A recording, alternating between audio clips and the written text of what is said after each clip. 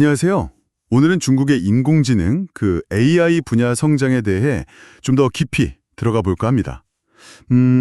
모건 스탠리 보고서를 중심으로 해서 중국이 어떻게 AI 강자로 떠오르고 있는지 그 핵심 동력이 뭔지 한번 파헤쳐 보죠. 네, 이게 중국 정부의 강력한 지원이랑 또 장기적인 계획 아래서 AI 생태계가 정말 무섭게 크고 있거든요. 보고서에서도 딱 짚고 있는데 네 가지 핵심 요소, 데이터, 전력, 컴퓨팅, 그리고 인재, 이걸 중심으로 보면 좀 더 명확해질 겁니다.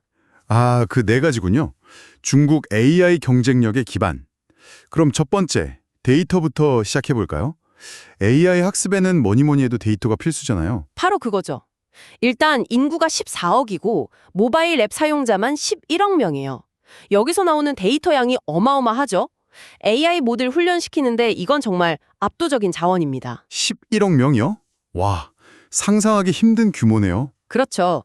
그리고 또 하나, 데이터 센터를 안정적으로 돌리려면 전력이 중요하잖아요. 네, 그렇죠. 이 전력 확보에도 정말 적극적이에요.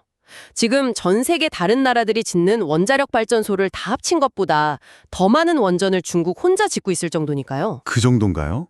단순히 현재 수요 때문만은 아니겠네요. 네, 이건 뭐랄까, AI 시대에 그 엄청난 에너지 수요까지 미리 내다보고 투자하는 거죠. 그렇군요. 그럼 세 번째, 인재 이야기도 좀 해주시죠. 보고서 보고 저도 좀 놀랬는데 세계 최상의 AI 연구자 거의 절반이 중국 쪽이라면서요? 네, 47% 정도가 중국인이거나 아예 중국에 거주하고 있고요. AI 관련 특허도 50% 이상을 중국이 가지고 있어요. 이게 단순히 숫자 문제가 아니라 그만큼 집중하고 있다는 증거겠죠? 맞습니다. 인재 확보하고 키우는데 정말 공을 들이고 있는 거죠. 유일하게 조금 아쉬운 부분, 그게 바로 컴퓨팅이에요. 특히 최첨단 반도체, GPU 확보. 아, 미국의 제재 영향이 크죠? 네, 그게 쉽지 않은 상황이긴 한데, 근데 이걸 또 극복해 나가는 방식이 재미있어요. 어떻게 극복하는데요? 구형 칩이랑 자체 개발한 칩을 막 섞어 쓰는 거예요.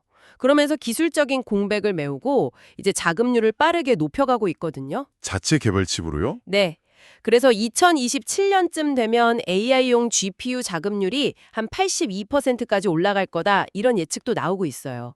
기술 자립 의지가 정말 대단하다고 봐야죠. 82%.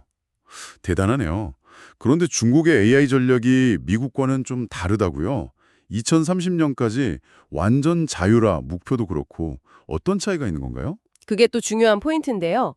미국은 약간 기술 패권, 좀 폐쇄적인 시스템 구축, 이런 쪽에 무게를 둔다면 중국은 훨씬 실리적이에요. 실리적이요? 네, 오픈소스 AI를 아주 적극적으로 받아들여요.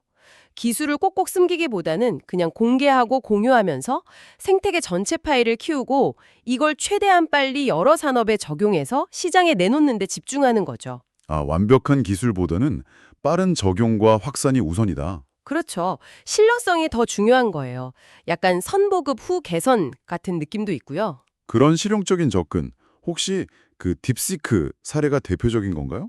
챗GPT급 모델 만드는데 560만 달러, 우리 돈 80억도 안 들었다는 거 보고 정말 이게 가능한가 싶었거든요. 네, 맞아요. 딥시크가 딱 좋은 예시죠. 엄청난 효율성. 이게 바로 중국 AI가 이렇게 빨리 퍼져나가는 이유 중 하나예요. 비용 효율성이요? 네, 비싼 돈 안 들이고도 쓸만한 AI를 만들 수 있다는 걸 보여주니까 AI 기술의 진입 장벽을 확 낮춘 거죠.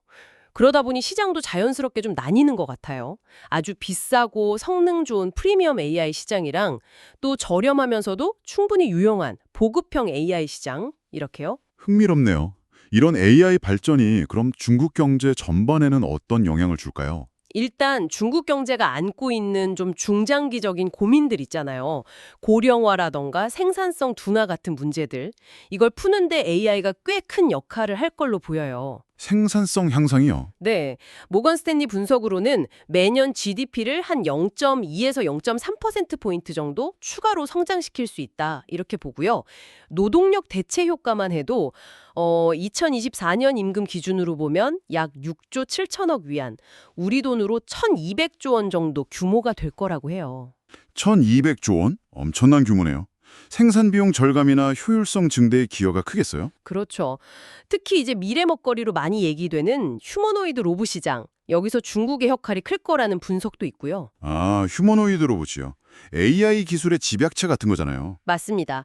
2050년쯤이면 전 세계 시장 규모가 5조 달러, 우리 돈으로 거의 7천조 원 가까이 될 걸로 보고 로봇 수도 10억 대 이상 보급될 걸로 보는데 중국이 이 시장의 한 30% 정도는 차지할 거라는 전망이에요. 30%네요. 그 근거는 뭘까요? 일단 정부 지원이 강력하고 또 제조 기반, 그 공급망이 탄탄하잖아요. 거기다 AI 기술력까지 있으니 산업용이나 상업용 로봇 분야에서 두각을 나타낼 가능성이 아주 높다고 보는 거죠. 가격은 어떨까요? 아직은 좀 비쌀 것 같은데요. 지금은 그렇죠. 대당 2억 원 넘고 그러는데 기술 발전하고 대량 생산 시작되면 이게 쭉쭉 떨어질 거예요. 한 5천만 원, 나중에는 2천만 원 아래로도 내려갈 수 있다고 봐요. 그러면 정말 우리 생활이나 산업 곳곳에 빠르게 자리 잡겠죠. 그렇군요. 오늘 쭉 들어보니 중국은 정말 정부 주도의 전략적 투자와 함께 또 굉장히 실용적인 시장 접근법으로 AI 핵심 역량, 그러니까 데이터, 인재, 컴퓨팅 이런 부분들을 무섭게 키워나가면서 글로벌 리더로 부상하고 있다는 거네요. 네, 맞습니다.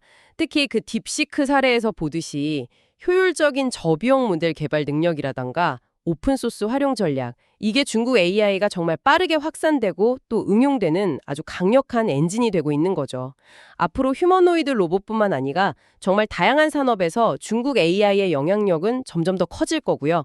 이건 결국 전 세계 기술 경쟁 구도나 경제 지형에도 아주 중요한 변화를 가져올 수밖에 없을 겁니다.